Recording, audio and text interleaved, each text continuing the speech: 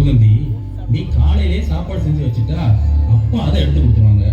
அப்புறம் ஈவினிங் வந்து நாம எல்லாரும் சேர்ந்து பாத்துக்கலாமே. ஏங்க, அவங்க உடம்பு சீக்கிரம் சரியாகணும்னா அப்பப்ப ஏதாவது ஹெல்த் ஃபுட் சூடா கொடுக்கணுங்க. அப்புறம் மாமா எப்படிங்க அதே ரெசிபி செய்வோமா? இந்த 6 மாசத்துக்கு வேலைக்கு ஒரு ஆள் வச்சுக்கோமா? வேலைக்கு ஆள் வச்சுக்கிட்டா அத்தையை நல்லா பாத்துப்பாங்களா என்னன்னு எப்படி தெரியும்?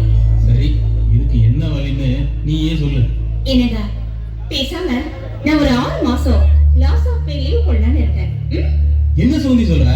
நீ லாஸ் ஆஃப் பேல லீவ் எடுத்துட்டா அப்புறம் உன்னை திரும்ப எப்படி வேலைக்கு சேர்த்துப்பாங்கன்னு தெரியல. இப்பவே சம்பளம் மிச்சமாகும்னு சீனியர்ஸை வேலையை விட்டு நீக்கிட்டு ஜூனியர்ஸை வேலைக்கு சேர்க்க ஆரம்பிச்சிட்டாங்க.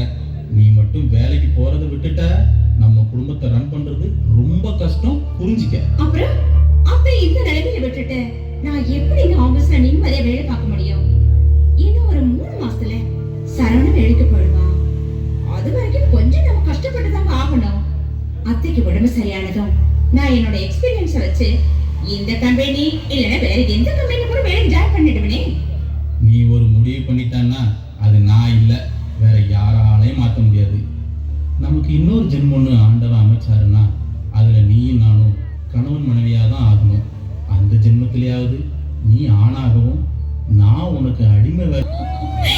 என்னங்க, இந்த குடும்பத்துக்கு மருமகளா வர்றதுக்கு நான் தாங்க கொடுத்து வச்சிருக்கேன். அன்பான அத்தை மாமா வாழ்க்கையில நல்ல முன்னேற்றத்துக்கு வரணும்னு உழைக்கிற குழந்தைங்க என்னோட மகிழ்ச்சியும் துன்பத்திலையும் துணையா நிக்கிற நீங்க. இதை விட இந்த ஜென்மத்துல எனக்கு வேற என்னங்க வேணும்? சரி சரி, அத்தையை கவனிச்சுக்கிறேன்னு சொல்லிட்டு என்னைய கவனிக்காம விட்டுறாத. இந்த 6 மாசத்துல அம்மாவுக்கும் குணமாகணும், நமக்கும் ஒரு குட்டி பையன் பிறக்கணும். 6 மாசத்துல எப்படிங்க குட்டி பையன் பிறப்பா? குறைஞ்சது 10 மாசமாவது ஆகும்.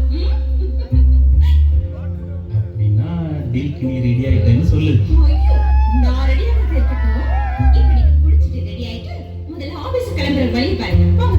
சுகந்தி, இன்னைக்கு ஒரு நாள் மட்டும் ஆபீஸ் லீவ் போட்டுக்கிறேனே. அப்படின்னா நீங்க லீவ் போடுங்க, நான் ஆபீஸ்க்கு கிளம்புறேன். வேண்டாமா? வேண்டாம், நானே கிளம்புறேன்.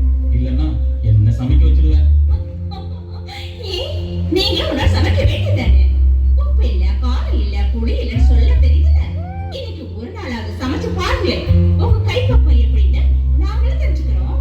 சுகந்தி, உன்கிட்ட பேச்சு கொடுத்து தப்ப முடியாது.